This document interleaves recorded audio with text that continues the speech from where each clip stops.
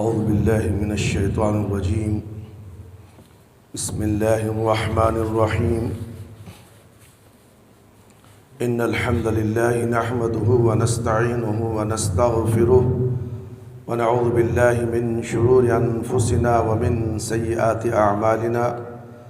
من يهده الله فلا مضل له ومن يضلل فلا هادي له، وأشهد أن لا إله إلا الله وحده لا شريك له، وأشهد أن محمدًا عبده ورسوله. أعوذ بالله السميع العليم من الشيطان الرجيم من همزه ونفخه ونفسه. بسم الله الرحمن الرحيم. يا أيها الذين آمنوا اتقوا الله حق تقاته ولا تموتن إلا وأنتم مسلمون. يا أيها الناس اتقوا ربكم الذي خلقكم من نفس واحدة وخلق منها زوجها وبث منهما رجالا كثيرا ونساء، واتقوا الله الذي تساءلون به والأرحام إن الله كان عليكم رقيبا. يا أيها الذين آمنوا اتقوا الله وقولوا قولا سديدا يصلح لكم أعمالكم يغفر لكم ذنوبكم، ومن يطع الله ورسوله فقد فاز فوزا عظيما. أما بعد، فإن خير الحديث كتاب الله، وخير الهدي هدي محمد صلى الله عليه وسلم، وشر الأمور محدثاتها، وكل محدثة بدعة، وكل بدعة ضلالة، وكل ضلالة في النار. محترم سامعین اکرام، بزرگوں، دوستوں، کل نفس ذائقۃ الموت، ہر انسان کو موت کا مزہ چکھنا ہے. آج ان کی تو کل ہماری باری ہے. موت سے کسی کو چھٹکارا نہیں ہے. موت ایک حق الیقین ہے، وہ ضرور آ کر رہے گی. موت مومن کی نگاہ میں اس تعلق سے کچھ باتیں قرآن اور حدیث کے آپ کے سامنے پیش کر رہا ہوں. بغور سماعت فرمائیے اور اس پر عمل کرنے کی کوشش کیجیے. اللہ تعالیٰ کہنے والے کو اور سننے والے کو بھی اس پر عمل کرنے کی توفیق عطا فرمائے. آمین یا رب العالمین.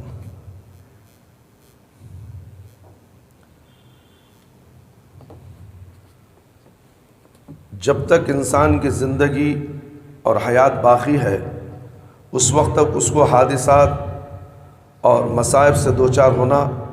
مصائب کی مختلف شکلیں اور نوعیتیں ہوتی ہیں. کبھی دشمن کا خوف لاحق ہوگا، کبھی غربت اور فاقہ کشی ہوگی، کبھی تجارت میں، کاروبار میں، باغات اور اراضی میں نقصان اٹھانا پڑے گا. کبھی کسی عزیز رشتہ دار، ماں اور باپ، آل اور اولاد کی وفات ہو جائے گی. ایسے موقع پر آدمی کی طبعی اور فطری طور سے غم اور دکھ ہونا ہے. اس غم کا علاج کیا ہے، اور ہمیں حالات اور مصائب کے پیش آنے پر کتاب و سنت میں کیا تعلیم دی گئی ہے، اس کے بارے میں قرآن کریم کی آیات سماعت فرمائے. ارشاد باری تعالیٰ ہے: وَلَنَبْلُوَنَّكُمْ بِشَيْءٍ مِّنَ الْخَوْفِ وَالْجُوعِ وَنَقْصٍ مِّنَ الْأَمْوَالِ وَالْأَنفُسِ وَالثَّمَرَاتِ وَبَشِّرِ الصَّابِرِينَ الَّذِينَ إِذَا أَصَابَتْهُمْ مُصِيبَةٌ قَالُوا إِنَّا لِلَّهِ وَإِنَّا إِلَيْهِ راجعون. اولئک علیہم صلوات من ربہم ورحمۃ واولئک هم المہتدون. سورۃ البقرہ آیت نمبر 155 اور 150 پر 7.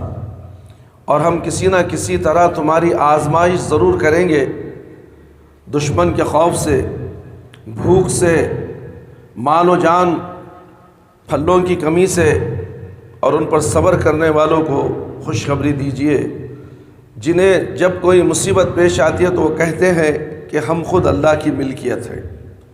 اور ہمیں اسی کی طرف لوٹ کر جانا ہے۔ ایسے لوگوں پر اللہ کی برکتیں اور رحمتیں نازل ہوتی ہیں اور ایسے لوگ ہدایت یافتہ ہیں۔ آیت کریمہ سے معلوم ہوا کہ مصائب سے دوچار ہونے کے وقت مومن کی زبان سے یہ دعا نکلتی ہے، انا للہ و انا الیہ راجعون۔ ہم ہر دن مشاہدہ کرتے ہیں کہ دھواں، آگ، گرد و غبار ہماری آواز پر جا کر فضا میں تحلیل ہو جاتی ہے۔ اگر اس عقیدے پر ہمارا ایمان ہے کہ اللہ تعالیٰ جہت فوق میں ہے، یعنی اللہ تعالیٰ ہر مخلوق کے اوپر ہے، تو یہ بات بڑی آسانی سے سمجھ میں آ جاتی ہے کہ ہر چیز اللہ کی طرف لوٹتی ہے۔ اسی طرح ہماری روح بھی جسم سے نکلنے کے بعد اللہ کی طرف لوٹ جاتی ہے۔ آپ جانتے ہیں کہ ہر مملوک اپنے مالک کی طرف لوٹتا ہے۔ ہم بھی اللہ کی مملوک اور مخلوق ہیں، اس لیے ہم کو بھی اللہ کی طرف لوٹ کر جانا ہے۔ یہ دعا پڑھنا گویا اپنی عبدیت اور مملوکیت کا اللہ سے اعتراف کرنا ہے۔ جب بندہ اپنی عبدیت کا اعتراف اور اظہار کرتا ہے تو اللہ تعالیٰ خوش ہو جاتا ہے، اور جب خوش ہوگا تو اپنی رحمتوں اور برکتوں کا نزول فرمائے گا اور بندے کا غم ہلکا ہوگا۔ یہ بات یقینی ہے، اس لیے اللہ تعالیٰ نے فوراً اپنی رحمت کا ذکر فرمایا ہے۔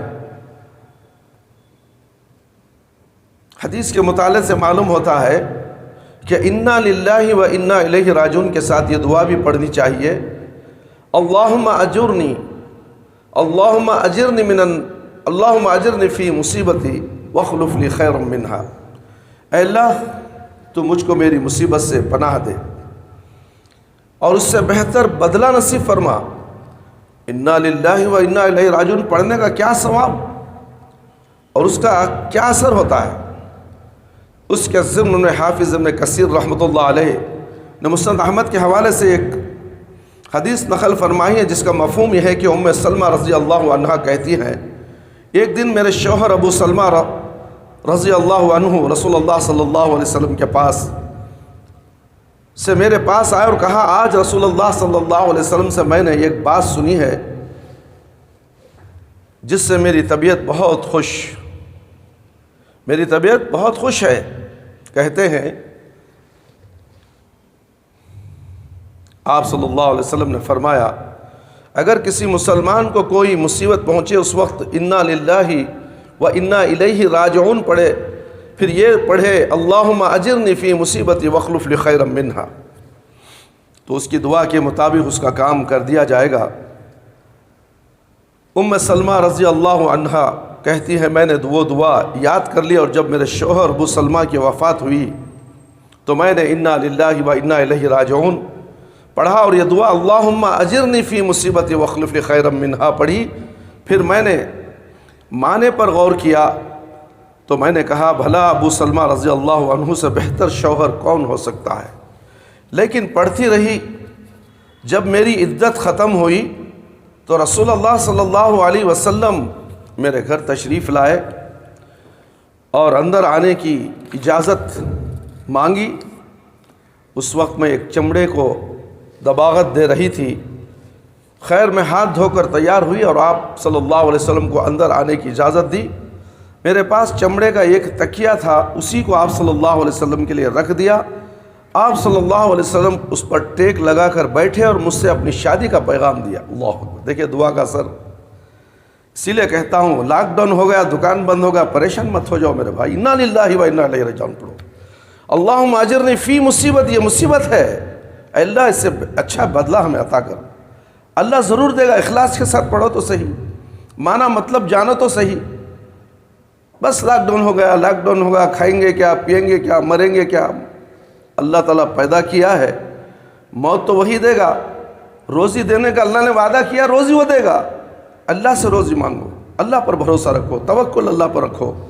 جس طریقے سے شوہر کے انتقال کے بعد انہوں نے دعا پڑھی اور پھر اللہ کے نبی صلی اللہ علیہ وسلم گھر آ کر شادی کا پیغام دیا۔ اللہ اکبر! جب آپ صلی اللہ علیہ وسلم کی بات پوری ہوئی تو میں بولی، اللہ کے رسول ایسا تو نہیں ہو سکتا کہ آپ صلی اللہ علیہ وسلم پیغام دیں اور مجھے خواہش نہ ہو، لیکن 3 مشکل ہے۔ پہلا کیا ہے؟ میں نہایت غیرت مند عورت ہوں، سوکنوں کو برداشت نہیں کر پاؤں گی، ممکن ہے کوئی ایسی غلطی سرزد ہو جائے جو میرے لیے عذاب کا باعث بن جائے۔ دوسری بات، میں شادی کی عمر سے گزر چکی ہوں۔ تیسری بات، میرے چھوٹے چھوٹے بچے ہیں، ان کی کفالت کیسے ہوگی؟ نبی کریم صلی اللہ علیہ وسلم نے فرمایا، دیکھو میں اللہ سے دعا کروں گا تمہاری غیرت ختم کر دے گا۔ رہی عمر کی بات، تو جس عمر میں تم ہو اسی عمر میں بھی ہوں۔ اس کے بعد رہے بچے، تو سنو تمہارے بچے میرے بچے ہیں، میں کفالت کر لوں گا۔ تو ام سلمہ رضی اللہ عنہا کہتی ہیں کہ میں نے رسول اللہ صلی اللہ علیہ وسلم کی بات مان لی اور میری شادی رسول اللہ صلی اللہ علیہ وسلم سے ہو گئی۔ ام سلمہ رضی اللہ عنہا بعد میں کہا کرتی کہ اللہ تعالیٰ نے میری دعا قبول فرما لی، اور ابو سلمہ کے بدلے ان سے بہتر شوہر رسول اللہ صلی اللہ علیہ وسلم کو اللہ تعالیٰ نے مجھے عطا فرمایا۔ یہ دعا کا اثر ہے، اللہ اکبر۔ اسی لیے دعاؤں کا اہتمام کرو۔ مصیبتیں آتی ہیں، پریشانیاں آتے ہیں، دعاؤں کے ذریعے سے اللہ تعالیٰ اس سے بہتر بدلہ عطا کرنے والا اللہ رب العالمین ہے۔ ہمیں سوچ بھی نہیں سکتے کہ بدلہ کیسے عطا کر رہا ہے۔ دعا کو عبادت کا مغز کہا گیا ہے، اس لیے دعا کو معمولی اور حقیر جان کر اس سے غفلت نہیں برتنی چاہیے۔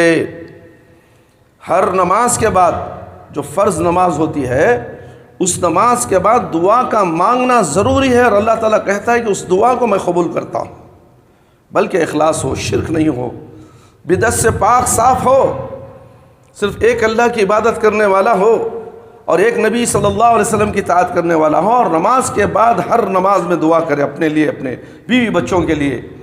انشاءاللہ وہ دعا کو میں قبول کرتا ہوں۔ اللہ تعالیٰ دعا سے خوش ہوتا ہے میرے بھائی، میرے دوست۔ نبی کریم صلی اللہ علیہ وسلم نے دعا اور دعا کے آداب بیان فرمائے، اس لیے مصائب کے وقت میں اخلاص کے ساتھ اللہ سے دعا کرنی چاہیے۔ اللہ تعالیٰ بڑا سننے والا اور بڑا دیکھنے والا ہے۔ دنیا کے اندر جتنے حوادث پائے جاتے ہیں، سب میں ہونے نہ ہونے کا امکان پایا جاتا ہے۔ مثلا بارش بھی ہو سکتی ہے، نہیں بھی ہو سکتی ہے، آندھی آ بھی سکتی ہے، نہیں بھی آ سکتی ہے، فصل اچھی بھی ہو سکتی ہے، خراب بھی ہو سکتی ہے، آپ کی تجارت کامیاب بھی ہو سکتی ہے اور ناکام بھی ہو سکتی ہے، آپ کی صحت اچھی بھی ہو سکتی ہے، نہیں بھی ہو سکتی ہے۔ غرض آپ جدھر نظر اٹھائیں آپ کو ہر چیز میں ہونے نہ ہونے کا احتمال ملے گا۔ تمام معلومات میں رات دن کی آمد یقینی چیز ہے، لیکن اس کے لیے قیامت کا ایک ایسا دن اللہ کی جانب سے معین ہے کہ اس کے بعد رات اور دن کی آمد بھی ختم ہو جائے گی۔ صرف موت ایک ایسی یقینی چیز ہے کہ اس کے آنے میں شک نہیں کیا جا سکتا۔ اس میں جاندار اور ذی روح کا کوئی مسئلہ نہیں ہے، بلکہ آسمان اور زمین کے بیچ جتنی چیزیں وجود میں آ گئی ہیں سب کو فنا اور موت لازم ہے۔ ارشاد باری تعالیٰ ہے، کل من علیہا فان ویبقی وجہ ربک ذو الجلال والاکرام۔ زمین پر جتنی چیزیں ہیں سب فنا ہو جانے والی ہیں، صرف تیرے رب کا چہرہ باقی رہے گا جو عزت والا اور عظمت والا ہے۔ موت کا آنا اتنا یقینی ہے کہ دو جگہوں پر اللہ تعالیٰ نے موت کو یقین کے لفظ سے تعبیر کیا ہے، وَاعْبُدُوا رَبَّكَ حَتَّى يَأْتِيَكَ الْيَقِينُ۔ اے نبی صلی اللہ علیہ وسلم، آپ اپنے رب کی عبادت کرتے رہیں یہاں تک کہ آپ کو موت آ جائے۔ وَكُنَّا نُكَذِّبُ بِيَوْمِ الدِّينِ حَتَّى أَتَانَا الْيَقِينُ۔ ہم قیامت کے دن کو جھٹلاتے رہے ہیں یہاں تک کہ ہم کو موت آ گئی۔ مذکورہ دونوں آیتوں میں اللہ تعالیٰ نے موت کو یقین کے لفظ سے تعبیر کیا ہے۔ ظاہر اس کی وجہ یہی ہو سکتی ہے کہ تمام موجودات میں موت کا آنا جتنا یقین ہے اتنا ظاہر ہے، اس کی وجہ یہی ہو سکتی ہے کہ تمام موجودات میں موت کا آنا جتنا یقین ہے اتنا اور کسی چیز کا ہونا یقین نہیں ہے۔ اس لیے موت کیا ہے؟ سراپا یقین ہے۔ سورہ واقعہ میں اللہ تعالیٰ نے اپنی قدرت کاملہ کے اس بات میں موت جیسی یقینی چیز کو بطور دلیل پیش کیا ہے۔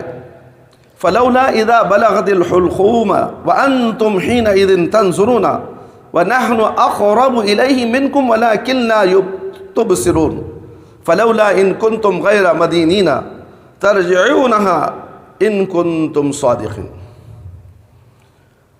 تو جب روح حلق تک پہنچ جائے اور تم اپنی آنکھوں سے دیکھ رہے ہوتے ہو، اس وقت ہم تم سے زیادہ اس کے قریب ہوتے ہیں لیکن تم نہیں دیکھ سکتے۔ پھر اگر تم کسی کے محکوم نہیں ہو تو تم روح کو کیوں نہیں واپس لوٹا لیتے؟ اگر اپنی بات میں سچے ہو، اللہ تعالیٰ اپنی حاکمیت اور قدرت کاملہ کو ثابت کر رہا ہے اور فرما رہا ہے کہ اگر تم اپنے اوپر کسی ہستی کو حاکم اور اپنے کو اس کا محکوم نہیں مانتے تو میں تم سے کہتا ہوں کہ جب کسی مرنے والے کی روح حلق میں آ کر اٹک جاتی ہے اور تم سب اس مریض کی ذمہ داری اور دوا علاج میں اس کے پاس موجود رہتے ہو، اس وقت بھی میں وہاں موجود رہتا ہوں، بلکہ تمہاری بنسبت میں مریض کے زیادہ قریب ہوتا ہوں لیکن تمہیں سوچتا نہیں۔ اب میں تم سے کہتا ہوں کہ میں اس کی روح نکال رہا ہوں، تم اس کی روح کو لوٹا لو اگر تم طاقت رکھتے ہو۔ روح کا نکلنا اور موت کا آنا ایسا یقینی امر ہے جس پہ کسی قسم کے شک کی گنجائش نہیں ہے۔ آج تک جتنے لوگ پیدا ہوئے سب کو موت کی راہ سے گزرنا پڑا، چاہے وہ نبی، چاہے وہ ولی ہو، مومن ہو اور مسلم رہے ہوں، یا اپنے وقت کے حاکم بادشاہ، کافر مشرک رہے ہوں۔ جس طرح موت یقینی امر ہے، اسی طرح اللہ کی بادشاہی اور اس کی قدرت کاملہ یقینی چیز ہے۔ اس پر ایسا ہی یقین اور ایمان رکھنا چاہیے جیسے موت کے آنے پر یقین ہوتا ہے۔ موت و حیات اللہ تعالیٰ کا ایک ایسا نظام ہے جس میں کوئی تبدیلی نہیں ہو سکتی۔ اللہ تعالیٰ کا ارشاد ہے وَلَن يُؤَخِّرَ اللَّهَ نَفْسًا إِذَا جَاءَ أَجَلُهَا وَاللَّهُ خَيْرٌ بِمَا تَعْمَلُونَ۔ اور جب کسی کا مقرر وقت آ جاتا ہے تو اللہ تعالیٰ اسے ہرگز مہلت نہیں دیتا، اور جو کچھ تم لوگ کرتے ہو اللہ اس سے باخبر ہے۔ میت چھوٹی ہو، بڑی ہو، مرد ہو یا عورت ہو، یہ ایک حادثہ ہے، ایک ایسا حادثہ ہے کہ اس کے بعد اعزاء اور اقربا، محلہ، پڑوس کو فطری طور پر غم اور دکھ ہوتا ہے۔ مرنے والے کی جدائی میں آنکھ سے آنسو ٹپک ہی پڑتے ہیں۔ انس رضی اللہ عنہ بیان فرماتے ہیں کہ ہم رسول اللہ صلی اللہ علیہ وسلم کے ہمراہ ابو یوسف لوہار کے پاس گئے۔ ابو یوسف رسول اللہ صلی اللہ علیہ وسلم کے صاحبزادے ابراہیم علیہ السلام کے رضائی باپ تھے۔ آپ صلی اللہ علیہ وسلم کے صاحبزادے ابراہیم علیہ السلام بیمار تھے، ان کی عیادت میں ہم لوگ گئے تھے۔ آپ صلی اللہ علیہ وسلم نے اپنے بیٹے ابراہیم کو اپنی گود میں لیا، ان کو بوسہ دیا اور چوما۔ ابراہیم کا حال یہ تھا کہ دم توڑ رہے تھے، روح نکل رہی تھی۔ یہ کیفیت دیکھ کر رسول اللہ صلی اللہ علیہ وسلم کی آنکھوں سے آنسو بہہ پڑے۔ عبد الرحمن بن عوف رضی اللہ عنہ بھی وہاں موجود تھے۔ آپ صلی اللہ علیہ وسلم کو روتے دیکھا تو کہا اللہ کے رسول صلی اللہ علیہ وسلم آپ پر آنسو؟ آپ صلی اللہ علیہ وسلم تو لوگوں کو رونے سے منع کرتے ہیں۔ آپ صلی اللہ علیہ وسلم نے فرمایا عوف کے بیٹے عبد الرحمن، یہ بات بے صبری نہیں، رحمت و شفقت کی پہچان ہے۔ اس کے بعد پھر دوبارہ روئے اور فرمایا ان العین تدمع والقلب يحزن ولا نقول الا ما يرضي ربنا وانا بفراقك یا ابراہیم لمحزون۔ بے شک آنکھ آنسو گراتی ہے، دل رنجیدہ ہوتا ہے، لیکن ہم اپنی زبان سے وہی کہتے ہیں جو ہمارے رب کو خوش کرے۔ اے ابراہیم علیہ السلام، اے ابراہیم رضی اللہ عنہ، ہم تمہاری جدائی پر بلا شبہ غم زدہ ہیں۔ یہ صحیح بخاری کی روایت ہے میرے بھائی۔ ایک اور حدیث سماعت فرمائے عبداللہ بن عمر رضی اللہ تعالی عنہ کہتے ہیں کہ ایک مرتبہ سعد بن عبادہ بیمار پڑے تو ان کی عیادت کو رسول اللہ صلی اللہ علیہ وسلم تشریف لے گئے۔ آپ صلی اللہ علیہ وسلم کے ساتھ عیادت کے لیے عبد الرحمن بن عوف، سعد بن ابی وقاص، عبداللہ بن مسعود رضی اللہ عنہم بھی تھے۔ جب آپ ان کے پاس پہنچے تو گھر کے لوگ جمع تھے، ان کو گھیرے ہوئے تھے۔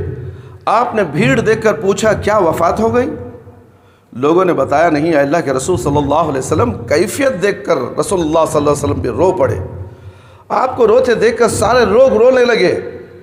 آپ صلی اللہ علیہ وسلم اس واقعے سے فرمایا الا تسمعون ان اللہ لا يعذب بدمع العین ولا بحزن القلب ولكن يعذب بهذا واشار الى لسانه او يرحم۔ سنو، آنکھ سے آنسو نکلنے اور دل کے رنجیدہ ہونے پر اللہ تعالیٰ عذاب نہیں دیتا۔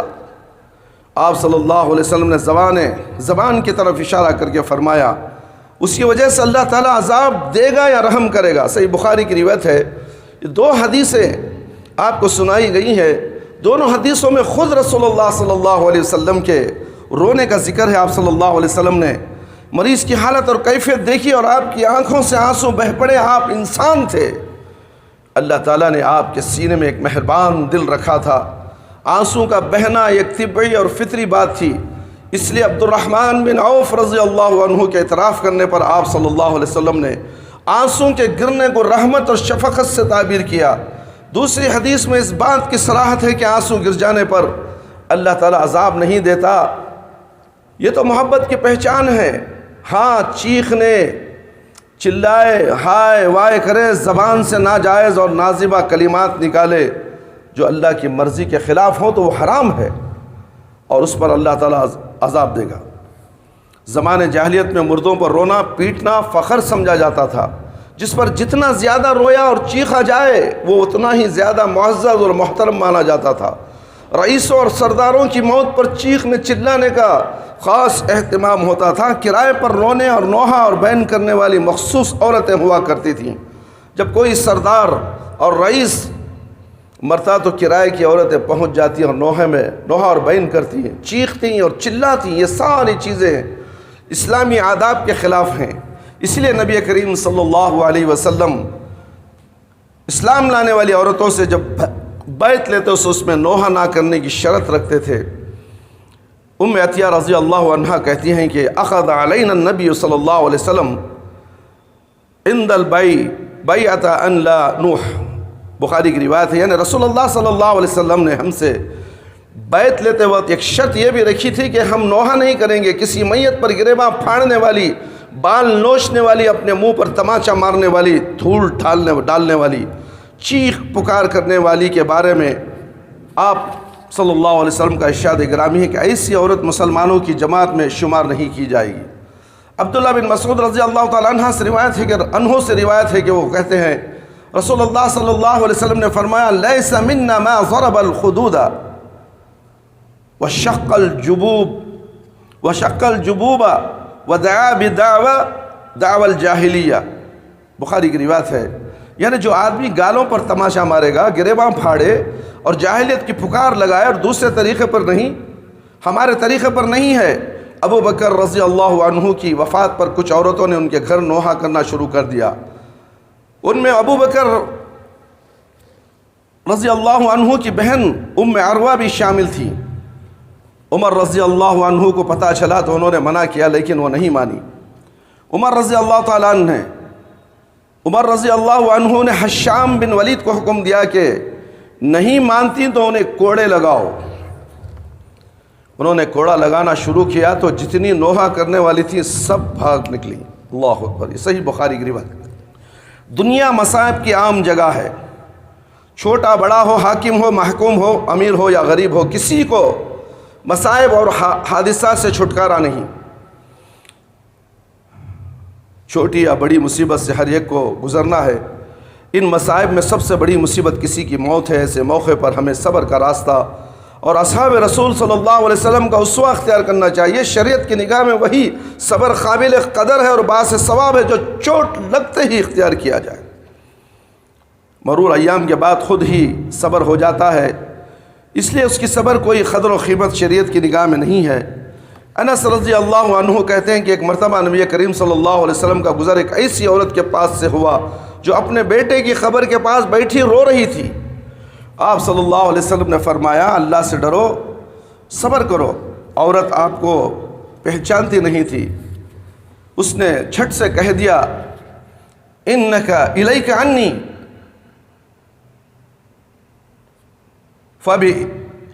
فبأنک لم لم تصب بی مصیبتی، چلو ہٹو، چلو جاؤ میرے پاس سے، مجھے جو مصیبت پہنچی ہے اسے تم کیا جانو۔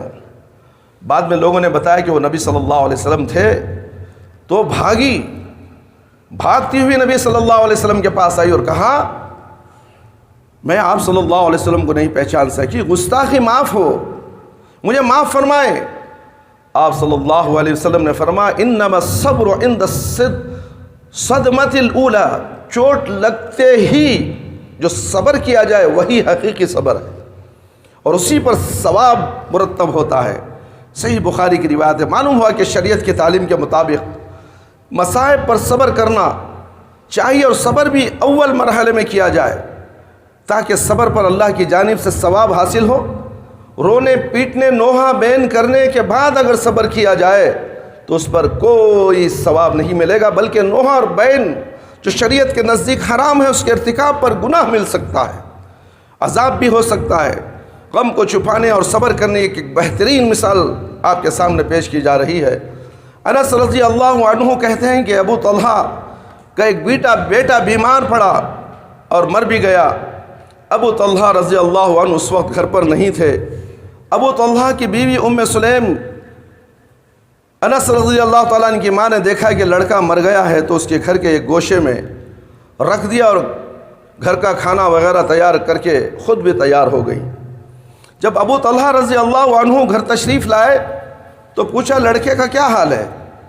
ام سلیم رضی اللہ عنہ نے کہا سکون سے ہے، میں سمجھتی ہوں کہ اب اس کو آرام ہو گیا ہے۔ ام سلیم کی بات سے ابو طلحہ رضی اللہ عنہ نے یہ سمجھا کہ ام سلیم رضی اللہ عنہ صحیح کہہ رہی ہیں، یعنی واقعی بچہ آرام سے ہے۔ انس رضی اللہ عنہ کہتے ہیں کہ انس رضی اللہ تعالیٰ عنہ کہتے ہیں کہ ابو طلحہ رات کو ام سلیم کے پاس رہے، صبح کو غسل کیا، جب باہر جانے لگے تو ام سلیم رضی اللہ عنہ نے کہا، ان کو بتایا کہ لڑکا مر چکا ہے۔ ابو طلحہ رضی اللہ عنہ نے رسول اللہ صلی اللہ علیہ وسلم کے ساتھ نماز پڑھی اور آپ صلی اللہ علیہ وسلم سے ام سلیم رضی اللہ عنہ کا حال بیان کیا۔ نبی کریم صلی اللہ علیہ وسلم نے فرمایا ہو سکتا ہے آج کی شب باشی میں اللہ تعالیٰ تم دونوں کو برکت عطا کرے۔ سفیان بن عیینہ کہتے ہیں کہ میں نے ایک انصاری آدمی کو کہتے سنا کہ میں نے ان کے 9 لڑکے دیکھے جو سب کے سب حافظ قرآن اور عالم تھے۔ اللہ اکبر! دیکھیں، ایک لڑکا کھویا اور صبر کے ساتھ شوہر کی خدمت گزاری بھی کی رات بھر، اور لڑکے کو کفن دفن کر کے ایک بازو رکھ دیا اور شوہر کے ساتھ ہم بستری بھی کی، اچھا کھانا بھی کھلایا، صبر کے ساتھ رہی، اور صبح میں بتایا کہ تمہارا بچہ مر گیا۔ اللہ اکبر! دونوں میں کتنا صبر تھا! سبحان اللہ! ایسی ہوشیار عقل مند صابر اور شاکر اور اللہ کی تقدیر پر راضی ہونے والی عورتیں کہاں ملیں گی؟ ڈھونڈو تو بھی نہیں ملیں گی آج کے زمانے میں۔ باپ کے مقابلے میں ماں کو اپنے کم سن بچے سے زیادہ محبت ہوتی ہے، لیکن ام سلیم رضی اللہ عنہا کا صبر و استقلال اور اللہ کے فیصلے پر رضامندی کی شان دیکھیے کہ بچہ مر گیا ہے، اور شوہر کو ایسے ڈھنگ سے سمجھایا کہ ابو طلحہ رضی اللہ عنہ نے سمجھا کہ واقعی بچہ اچھا ہو گیا۔ بچے کو غسل اور کفن دے کر کونے میں رکھ دیا، کھانا تیار کیا، خوب زیب و زینت اختیار کی، شوہر کے ساتھ رات گزاری۔ رات بیت گئی تو شوہر کو بتایا، کیوں؟ اس لیے کہ جو ہونا تھا وہ ہو گیا، بچہ واپس نہیں آئے گا۔ خود پریشان ہونے اور شوہر کو پریشان کرنے سے کیا فائدہ ہے؟ مصائب میں اللہ اور اس کے رسول صلی اللہ علیہ وسلم کی تعلیم ہے کہ صبر کیا جائے، اللہ تعالیٰ بہترین اجر دے گا۔ ہوا بھی یہی، اللہ تعالیٰ نے اس رات میں برکت کی، بچہ پیدا ہوا اس کی، اور اس بچے کی اولاد میں 9 عالم اور حافظ پیدا ہوئے۔ موت اللہ کا ایک اٹل فیصلہ ہے، اس میں تقدیم و تاخیر بھی کسی کے بس کی بات نہیں ہے۔ مرنے والے کو واپس لانا تو دور کی بات ہے، اس لیے اس کا صرف ایک علاج ہے جسے شریعت نے صبر سے تعبیر کیا ہے۔ میرے بھائیوں، میرے دوستوں اور خواتین اسلام، ام سلیم رضی اللہ عنہا نے جو نمونہ پیش کیا ہے، آج ہمارے معاشرے میں اس کی ادنا جھلک بھی نہیں پائی جاتی، بلکہ اگر آج ایسا آج کوئی عورت کر دے تو شاید وہ سارے معاشرے میں نیکوکار ہو کر رہ جائے۔ اس لیے میں چاہتا ہوں کہ کچھ حدیثیں آپ کے سامنے گوش گزار کروں۔ ایک مومن کی نگاہ میں موت کی کیا حیثیت ہونی چاہیے؟ ہر شخص جانتا ہے کہ دنیا کے حادثات میں موت سب سے بڑا حادثہ ہے، لیکن ایمان لانے کے بعد مومن کے دل میں ایمان کی گرفت اتنی مضبوط ہو جاتی ہے کہ وہ موت سے محبت کرنے لگتا ہے۔ موت اس کی نگاہ میں ایک حقیر شے ہوتی ہے۔ مومن حیات پر موت کو ترجیح دیتا ہے، موت پر صبر کرتا ہے، اللہ سے ثواب کی امید کرتا ہے۔ اس کے ایمان کا تقاضا ہوتا ہے کہ دنیا کی زندگی اللہ کے پڑوس اور قرب میں حائل ہے۔ مرنے کے بعد آدمی اللہ کے پڑوس میں پہنچ جاتا ہے، اللہ کا پڑوس دنیا کے پڑوس سے بہتر ہے۔ مومن موت کو حیات پر ترجیح دیتا ہے۔ حدیث سماعت فرمائے، عائشہ رضی اللہ عنہا کہتی ہیں کہ نبی کریم صلی اللہ علیہ وسلم کی بیویوں میں سے بعض نے آپ صلی اللہ علیہ وسلم سے پوچھا کہ ہم میں سب سے پہلے آپ سے کون ملے گا، کون مرے گی؟ آپ صلی اللہ علیہ وسلم نے فرمایا، اتوالکن یدا، یعنی تم میں سے جس کے ہاتھ سب سے لمبے ہوں۔ اب ازواج مطہرات ایک لکڑی لے کر سب کا ہاتھ ناپنے لگی۔ ناپنے پر معلوم ہوا کہ سودا رضی اللہ عنہا کے ہاتھ سب سے لمبے ہیں، لیکن سب سے پہلے زینب رضی اللہ عنہا کی وفات ہوئی تو ہم نے جانا کہ وہ زینب رضی اللہ عنہا ہے، اور ہاتھ کی لمبائی سے مراد ہاتھ بڑھا کر صدقہ کرنا ہے۔ دیکھیں، ہاتھ بڑھا کر صدقہ کرنے میں آگے بڑھو، کیونکہ صدقہ تمہارے لیے مصیبتوں کو ٹالنے والا ہے اور تمہارے لیے آخرت کا ذخیرہ ہے۔ اس بات سے ہمیں پتہ چل رہا ہے کہ صدقے کی حیثیت کیا ہے، حقیقت کیا ہے۔ صدقہ کرنا ہے اس لیے کہ وہ ازواج مطہرات میں سب سے زیادہ صدقہ کرنے والی تھیں۔ صحیح بخاری کی روایت ہے، صحیح بخاری کی اور دوسری حدیث ہے، ام المومنین عائشہ رضی اللہ عنہا بیان فرماتی ہیں کہ آپ کے مرض الموت میں آپ کی تمام ازواج مطہرات آپ کے پاس جمع تھیں۔ اللہ کے نبی صلی اللہ علیہ وسلم کا موت کا وقت قریب تھا۔ اتنے میں آپ صلی اللہ علیہ وسلم کی بیٹی، پیاری بیٹی، ہر مرد کو، ہر باپ کو بیٹیوں سے بہت زیادہ پیار ہوتا ہے۔ کسی نہ ایک بیٹی، دو بیٹیاں ہیں، تین بیٹیاں ہو، تینوں بیٹیوں سے بھی محبت کرتا ہے باپ، اور کسی ایک بیٹے سے بھی خاص محبت کرتے ہیں۔ اسی طرح اللہ کے نبی صلی اللہ علیہ وسلم اپنی بیٹی فاطمہ رضی اللہ عنہا سے محبت زیادہ کرتے تھے۔ فاطمہ رضی اللہ عنہ پیدل چلتی ہوئی آئیں، واللہ فاطمہ کی رفتار آپ صلی اللہ علیہ وسلم کے رفتار کے بالکل مشابہ تھی۔ جس طرح اللہ کے نبی صلی اللہ علیہ وسلم رفتار سے چلتے تھے، اسی طرح فاطمہ رضی اللہ عنہا بھی انہی کے رفتار کے مطابق چلتی تھیں۔ آپ صلی اللہ علیہ وسلم نے جب انہیں دیکھا تو انہیں خوش آمدید کہا، اپنے دائیں یا بائیں جانب بٹھایا اور چپکے سے ان کے کان میں کچھ کہا۔ فاطمہ رضی اللہ عنہا فوراً رونے لگیں اور بہت روئیں۔ جب آپ صلی اللہ علیہ وسلم نے ان کا غم دیکھا تو پھر چپکے سے کچھ کہا، اب سن کر ہنسنے لگیں۔ عائشہ رضی اللہ عنہا کہتی ہیں، عورتوں میں بھی تھی۔ میں نے کہا، فاطمہ رضی اللہ عنہا، ساری عورتوں کو چھوڑ کر صرف تم کو اللہ کے رسول صلی اللہ علیہ وسلم نے اپنے راز میں شامل کیا اور تم روتی ہو۔ جب رسول اکرم صلی اللہ علیہ وسلم اٹھ گئے تو میں نے فاطمہ سے پوچھا، کیا چپکے سے کہا تھا؟ اتنی جلدی روتے اور ہنستے میں نے کبھی کسی کو نہیں دیکھا۔ فاطمہ رضی اللہ عنہا نے کہا، چپکے سے کہنے کا مطلب یہ ہے کہ راز ہے، میں رسول اللہ صلی اللہ علیہ وسلم کا راز فاش نہیں کروں گی۔ پھر چند ہی دنوں کے بعد آپ صلی اللہ علیہ وسلم کی وفات ہو گئی تو میں نے فاطمہ رضی اللہ تعالیٰ عنہا سے کہا، اب میں تم کو اپنے اس حق کی قسم دیتی ہوں جو میرا تم پر ہے، مجھ کو بتلاؤ کہ رسول اللہ صلی اللہ علیہ وسلم نے اس روز تم سے کہا، کیا کہا تھا؟ تو انہوں نے کہا، ہاں اب بتلاؤں گی۔ سنیے، پہلی بار جب مجھ سے کان میں کہا تھا تو اس وقت مجھ کو یہ بتلایا تھا کہ جبرائیل علیہ السلام ہر سال قرآن کا دور مجھ سے ایک بار کرتے تھے، اس سال انہوں نے 2 بار دور کیا ہے۔ اللہ اکبر، اللہ اکبر۔ اس سے میں یہ سمجھتا ہوں کہ میری موت قریب آ گئی ہے۔ اللہ اکبر۔ ایک باپ کے منہ سے اپنے بچوں کے سامنے اگر موت کی بات کرا باپ، کوئی سخت دل بیٹا ہی ہوگا یا بیٹی ہی ہوگی، روئے بغیر خاموش رہے۔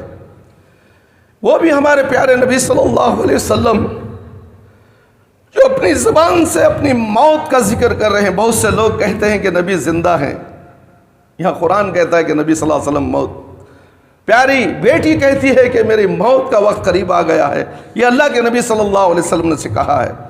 مگر کچھ لوگ غیب کی باتیں بتانے والے کہتے ہیں، یعنی کہ نبی کو ہی اللہ بنا کر اللہ سے جس طرح مانگا جاتا ہے، اسی لیے نبی صلی اللہ علیہ وسلم کو یا رسول اللہ کہہ کر پکارا جاتا ہے، ان سے مدد مانگی جاتی ہے۔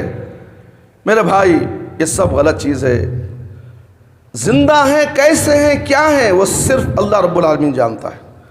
اور درود شریف پڑھنے کا حکم دیا گیا، اور تم درود شریف پڑھو، جس طرح اللہ پہنچائے وہ پہنچائے گا اللہ تعالیٰ۔ تمہارے درود شریف کو نبی کریم صلی اللہ علیہ وسلم کی خدمت میں پیش کیا جائے گا، مگر کس طریقے سے وہ اللہ جانتا ہے، تمہیں معلوم نہیں۔ تمہیں کہا گیا ہے کہ نبی صلی اللہ علیہ وسلم کا جب نام آئے تو درود شریف پڑھو۔ جو درود شریف نہیں پڑھتا وہ سب سے بڑا بخیل انسان ہے اور گنہگار بھی ہے۔ میرے بھائی، میرے دوست، جب رسول اللہ صلی اللہ علیہ وسلم اٹھ گئے تو میں نے فاطمہ سے پوچھا کیا چپکے سے کہا تھا؟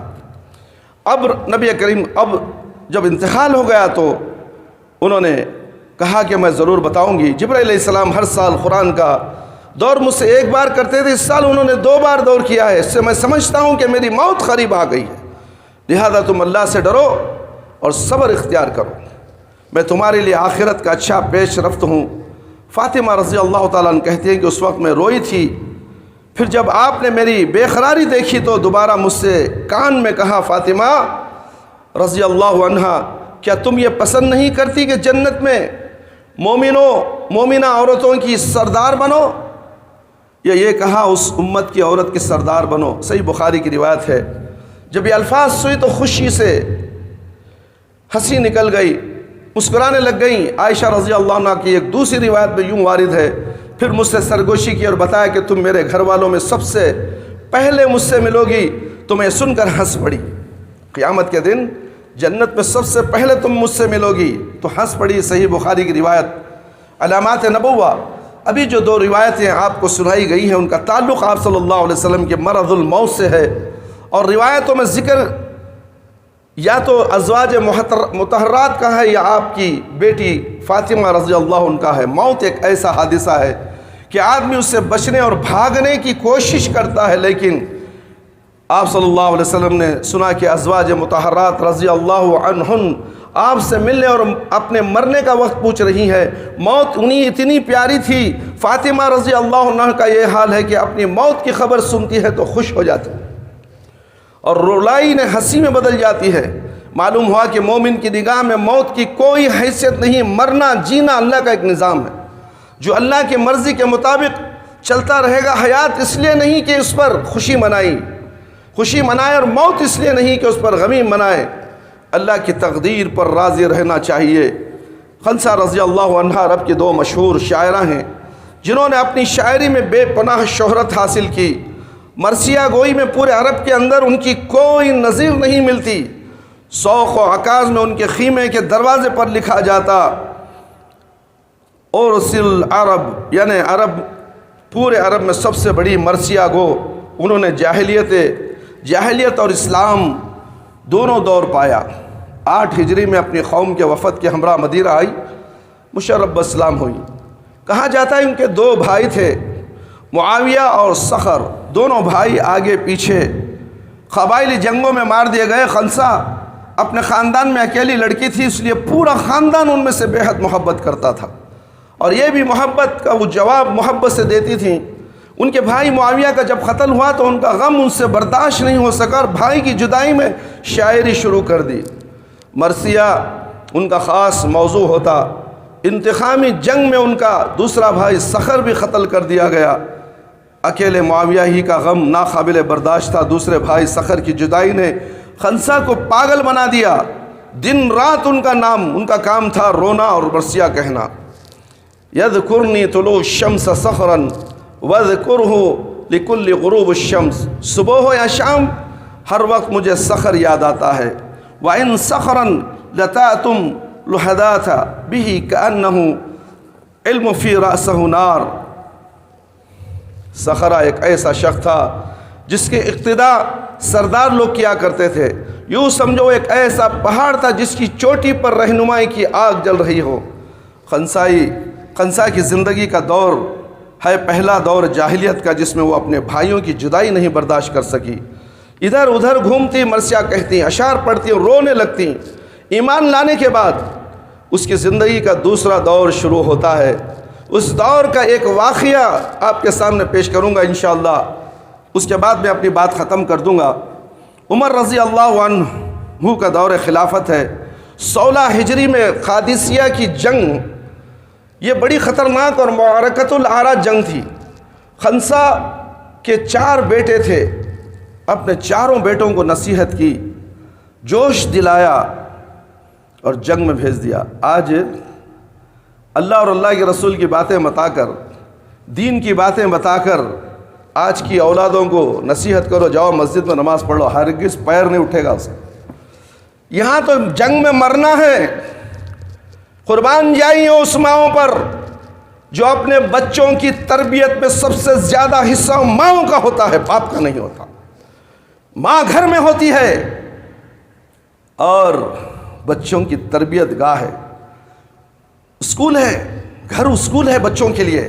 یہ ناہنجر بچے، ناہنجر کہا جائے وہ بھی کم ہے. نماز کے لیے کہا جائے جاتا ہوں، بار بار بولو نہ کو مجھے معلوم نماز پڑھنا. ایسا ماں کو جواب دینے والا بچہ کبھی ترقی کر سکتا ہے؟ کبھی آغازی میں آ سکتا ہے؟ کیا مرنے کے بعد ماں باپ کے لیے دعائیں خیر کر سکتا ہے یا صدقہ جاریہ بن سکتا ہے؟ یہ فیصلہ تمہارے ہاتھوں میں ہے. دیکھیے خنسا جو دور جاہلیت میں بھائی کے لیے روتی تھی، پیٹتی تھی، جب اسلام قبول کر لیے تو 4 بیٹے اللہ تعالیٰ نے انہیں دی اور انہیں کیا کیا؟ جنگ میں جھونک دیا. اللہ اکبر. آج ہمارے گھروں کا جائزہ لے تو ہمارے گھروں میں صرف نافرمان اولادیں ہیں. ماں باپ کی نافرمان، اللہ اور اللہ کے رسول صلی اللہ علیہ وسلم کے نافرمان اولادوں کو ہم بسا رہے ہیں. گھر میں کھانا بھی کھلا رہے، پلا رہے ہیں، کپڑے بھی دے رہے ہیں، ان کے ضروریات پورے کر رہے ہیں. جب بچہ نماز نہیں پڑھتا تو اسے کھانا بھی مت دو، اسے کپڑے بھی مت، ننگا باہر چھوڑ دو. ہے دم؟ کسی کے باپ میں دم نہیں ہے، کسی کے ماں میں دم نہیں ہے. اللہ نے گھر کا حاکم باپ کو بنایا، مگر باپ ڈرتا ہے کس سے؟ بیوی سے. نہیں میرے بھائی، یہ سراسر غلط ہو رہا ہے. یہ گھروں کے اندر جو ننگا ناش نچایا جا رہا ہے سراسر غلط ہے. آواز اٹھاؤ اے مردو، کل قیامت کے دن تم پکڑے جاؤ گے. تمہارے بیوی کے بارے میں، تمہارے بچوں کے بارے میں، تمہارے مال کے بارے میں کیا جواب دو گے؟ ان اولاد اور ان بیوی بچوں کے لیے تم کو جہنم میں جانا پڑے گا. کیا تم جہنم میں جانا پسند کرو گے ان اولاد کی محبت سے، مال کی محبت سے، بیوی کی محبت سے؟ قرآن اور حدیث کی باتیں احکام سے تم جی چراتے ہو، بولنے سے ڈرتے ہو، کہنے سے ڈرتے ہو. بچہ بھاگ جائے گا، نوجوان ہے، دہشت گردوں میں مل جائے گا، آوارہ ہو جائے گا، بمبئی کو بھاگ جائے گا، دلی کو بھاگ جائے گا، چائنا کو بھاگ جائے گا، نہ جانے کہاں کہاں بھاگ جائے. اگر قسمت میں بھاگنا لکھا ہے تو بھاگے گا ہی. تم گھر میں رکھو یا اندر کونٹ کے رکھو، موت تو آئے گی اسے، مرنا تو ہے ہی اسے. جب بے غیرت ہو کر مرے گا تو تمہیں نقصان ہوگا، تمہیں عذاب ہوگا. اگر وہی نیک اور صالح بن جائے تو ماں باپ کے لیے صدقہ جاریہ بن جائے گا. اپنے لیے صدقہ جاریہ کی فکر کرو میرے بھائی، میرے دوست. اپنے بچوں کو نیک اور صالح بناؤ، 5 وقت کا نمازی بناؤ. دنیا کے اندر مشغول ہونے مت دو، انٹرنیٹ کے اندر مشغول ہونے مت دو. بیکار کی باتوں میں اذان ہوتی ہے، بیکار کی باتوں میں تم بھی مت بیٹھو اور بچوں کو بھی بیٹھنے مت دو. اگر تم بیٹھ جاؤ گے تو بچے کو بہانہ مل جائے گا کہ میرا باپ اذان ہونے گھر میں بیٹھا ہے تو میں بھی بیٹھوں گا. اللہ کے نبی صلی اللہ علیہ وسلم جب اذان ہوتی، گھر میں رشتہ دار بھی موجود ہوتے مگر فوراً اذان ہوتی باہر نکل جاتے گھر سے. اس حالت میں میری موت نہ آ جائے، میرا قدم مسجد کے لیے نکل جائے. ہے کوئی ایسا بننے کی کوشش کرو میرے بھائی، میرے دوست، ورنہ تمہاری اولاد تمہارے لیے جہنم میں لے جا کر چھوڑے گی. میرے بھائی سوچو تو صحیح،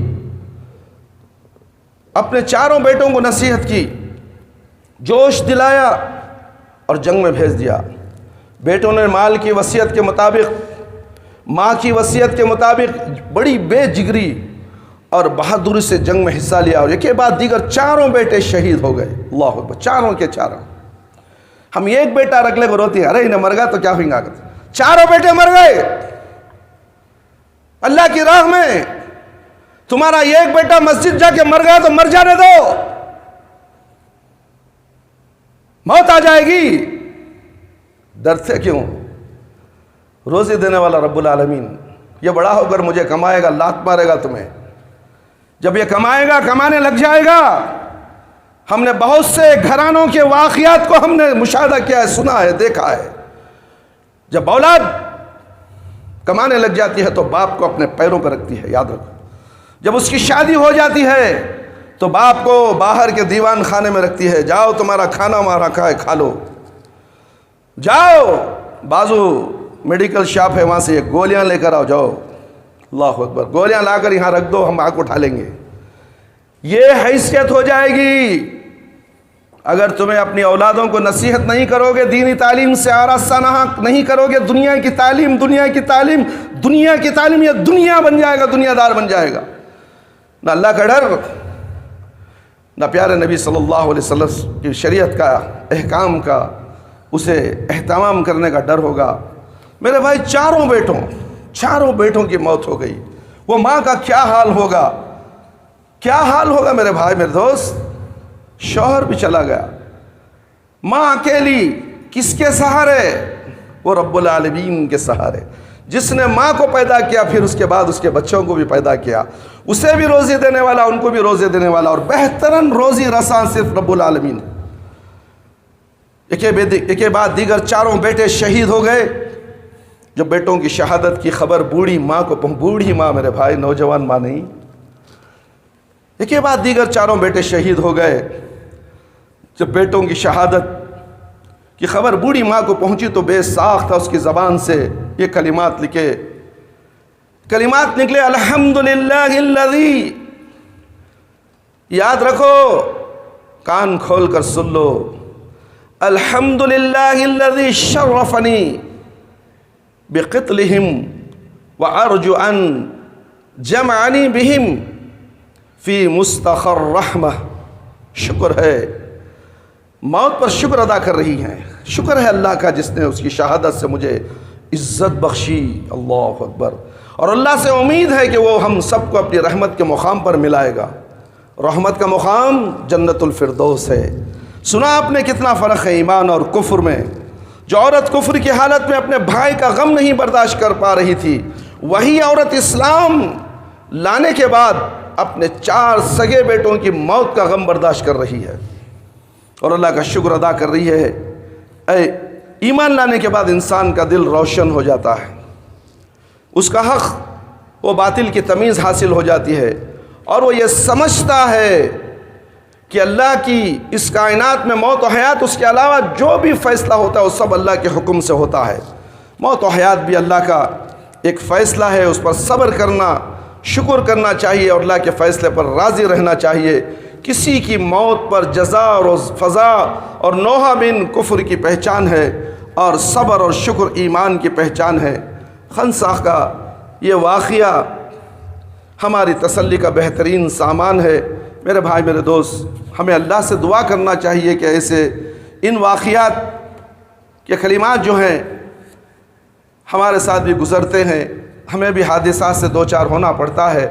ایسے موقع پر ہمیں کیا کرنا چاہیے؟ پیارے نبی صلی اللہ علیہ وسلم کی تعلیمات کو سامنے رکھتے ہوئے اس پر عمل کرنا چاہیے، تاکہ اللہ تعالی ہمیں صبر کے بدلے ثواب عطا فرمائے، اجر عطا فرمائے، اور مرنے کے بعد بھی ہمیں بہترین اجر سے نوازے۔ جو اس بہترین اجر کیا ہے؟ وہ جنت الفردوس ہے۔ اس سے بڑا اجر کیا ہو سکتا ہے انسان کے لیے؟ اس لیے صبر کیجئے۔ مصیبت آتی ہے، پریشانیاں آتی ہیں، بیماریاں آتی ہیں، اور سب سے بڑی بیماری تو اس وقت کرونا کی بیماری چل رہی ہے۔ موذی بیماری، متعدد بیماری ہے، پھیلنے والی بیماری ہے، جس کی وجہ سے کاروبار، بزنس ساری دنیا کے ٹھپ ہو چکے ہیں۔ کسی انسان کے اوپر مصیبت نہیں ہے، کسی ایک انسان پر مصیبت نہیں ہے، اور جس پر مصیبت گزر رہی ہے اسے چاہیے کہ وہ کہے انا للہ و انا الیہ راجعون، اللہم اجرنی فی مصیبتی واخلف لی خیرا منہا۔ یہ دو الفاظ، یہ دو آیتیں کثرت سے پڑھتے رہیے، انشاءاللہ اللہ تعالیٰ آپ کو اس مصیبت سے بچا لے گا۔ تو اس لیے ہمیں چاہیے کہ دعاؤں کا اہتمام کریں، اور خاص کر بیماری کے لیے بھی دعا ہے، اللہم انی اعوذ بک من البرص والجنون والجذام۔ اس کو کثرت سے ہر نمازوں کے بعد پڑھے اور نماز کا اہتمام کرے، اس لیے کہ موت تو برحق ہے، آپ نے سن لیا، بیان میں بھی سن لیا، اب حالات بھی دیکھ رہے ہیں، دھڑا دھڑ موتیں ہو رہی ہیں۔ ایسا واقعہ پھر کبھی ہماری 100 سال کی زندگی میں بھی نہیں پیش آیا۔ اب ہماری زندگی تو 60 سال ہے، ہمیں 60 سال میں بھی ایسی موتیں ہم نے نہیں دیکھی۔ اس سے پہلے کے لوگ شاید وہ جنگ عظیم میں دیکھے ہوں گے، مگر ہماری زندگی میں ایسی موتیں جو لگاتار ہو رہی ہیں، یہ اللہ کا عذاب ہے میرے بھائی میرے دوست۔ اس لیے نمازوں کی پابندی کیجئے، ذکر و اذکار کیجئے، ایک اللہ رب العالمین سے مدد مانگیے، انشاءاللہ ضرور اللہ تعالیٰ آپ کی مدد فرمائے گا۔ اگر اس میں موت بھی ہو جائے تو گھبرانے کی ضرورت نہیں، موت سے محبت کیجئے، حق الیقین ہے موت آنے والی ہے، اور موت سے پہلے موت کے بعد کی تیاری اس دنیا میں ہمیں کر لینی چاہیے۔ ہو سکتا ہے ہماری موت اس دوران میں آ جائے، ہم بغیر تیاری کے یہاں سے چلے جائیں تو ہمارا انجام کیا ہوگا، ہم کیا جواب دیں گے قبر کے اندر۔ اس کے بعد پل صراط کا مسئلہ ہے اور میدان حشر کا مسئلہ ہے، یہ تمام مسائل بہت ہیں۔ وہ اخروی زندگی ہے، وہاں ہمیشہ رہنا، وہاں موت نہیں آتی، یہاں موت آتی ہے۔